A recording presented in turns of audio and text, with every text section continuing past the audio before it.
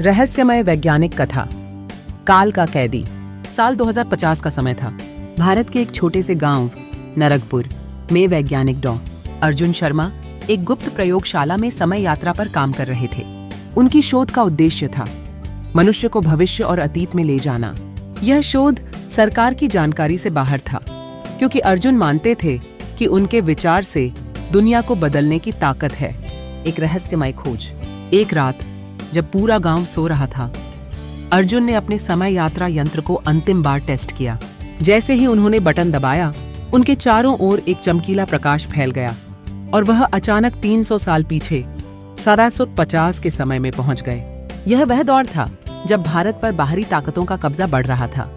अर्जुन ने पाया कि वह नरकपुर के उसी गांव में थे, लेकिन यह गांव पूरी तरह अलग था। लोग विदेशी आक्रमणकारियों के डर में जी रहे थे। उन्होंने देखा कि गांव के एक मंदिर में एक रहस्यमयी शिलालेख था, जिस पर लिखा था, जो समय को समझेगा वही इतिहास बदल सकता है। समय का रहस्य। अर्जुन को पता चला कि यह शिलालेख उस अद्भुत शक्ति का संकेत था जो समय की धाराओं को नियंत्रित कर सकती है। लेकिन यह शक्ति एक खतरनाक पहेली से जुड़ी थी। अगर इसे गलत हाथों में दे दिया गया तो पूरी दुनिया नष्ट हो सकती थी। शिलालेख को पढ़ते ही अर्जुन को एहसास हुआ कि उनकी समय यात्रा कोई संयोग नहीं थी। यह उनकी ही बनाई हुई मशीन का प्रभाव था जो उन्हें इस रहस्य तक ले आई। लेकिन जैसे ही वह शिलालेख को पढ़ रहे थे, एक अजनबी ने उन पर हमला किया। वह व्यक्ति कोई और नहीं बल्कि भविष्य से आया एक खतरनाक समय यात्री था, जो इस शक्ति को हथियाना चाहता था। अंतहीन संघर्ष। अर्जुन और अजनबी के बीच एक भयावह संघर्ष हुआ। अजनबी ने बताया कि वह 2200 से आया था, एक समय जब मानवता समय की शक्ति को बर्बाद कर चुकी थी।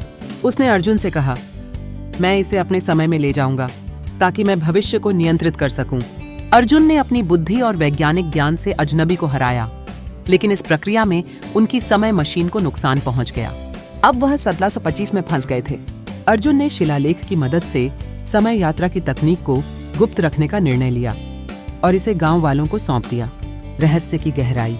सैकड़ों साल बाद 2050 में किसी को अर्जुन का कोई नामो निशान नहीं मिला, लेकिन नरकपुर का वह मंदिर आज भी खड़ा है, जहां लिखा है, जो समय के रहस्य को समझेगा वही इतिहास का रक्षक होगा।